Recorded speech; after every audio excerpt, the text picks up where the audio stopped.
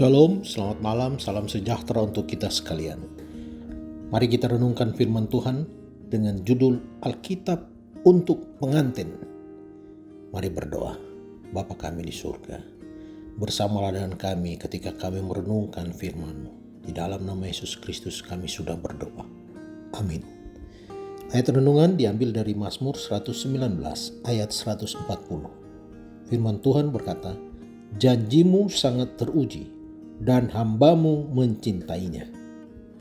Di dunia barat, pada umumnya calon pengantin wanita mengenakan cincin yang mahal.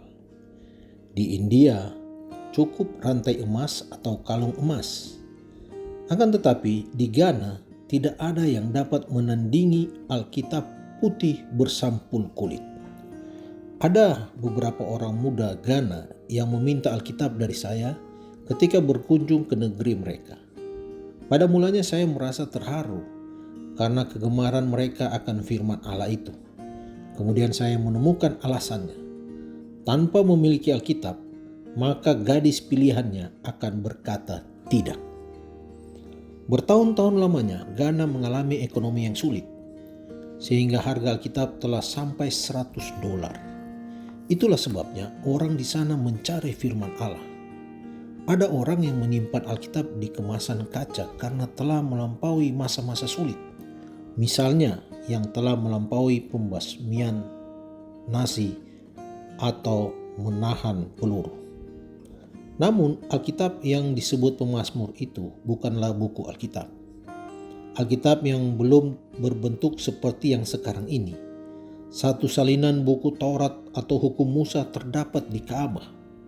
Akan tetapi pada umumnya masyarakat belum pernah melihat tulisan kudus itu, apalagi membacanya. Karena itu, pernyataan Allah itu adalah suatu jenis cincin yang lain bagi mereka. Aku menyimpan firman-Mu di dalam hatiku. Berarti aku telah menghafalkannya dengan baik. Di dalam masyarakat sehari-hari, mengetahui firman Allah pada umumnya berarti mendengar dan mengingat. Orang yang menyukai firman itu karena amat suci telah menyedapkan kata-katanya, melihat maknanya dan menghidupkannya. Disimpannya buku di dalam tabut perjanjian itu, melainkan di dalam hatinya. Diingatnya sebagian besar. Mudah teringat apabila ia hendak menguji kebenaran tindakannya. Saya sering merasa iri terhadap masyarakat yang dapat menghafalkan hal itu dengan baik. Ellen White mengatakan bahwa sebelum akhir dunia ini, kita akan bergantung pada ingatan kita akan firman Allah itu. Berpuluh tahun lamanya, anggota jemaat kita terdorong ramalan ini untuk menghafalkan ayat-ayat Alkitab. Saudara, apapun alasan orang untuk mengetahui firman Allah itu, sikap kita masih lebih baik. Mengetahuinya dan menyukainya adalah yang terbaik.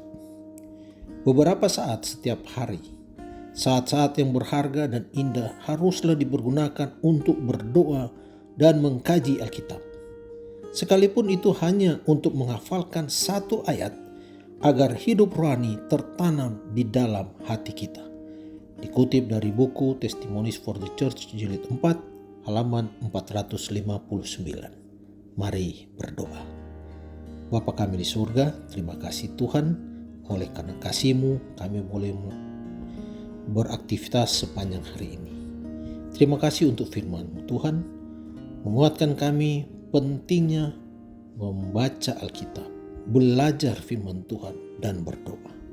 Kami memohon tuntunan Roh Kudus agar kami boleh mengerti rencana Tuhan melalui firman-Mu.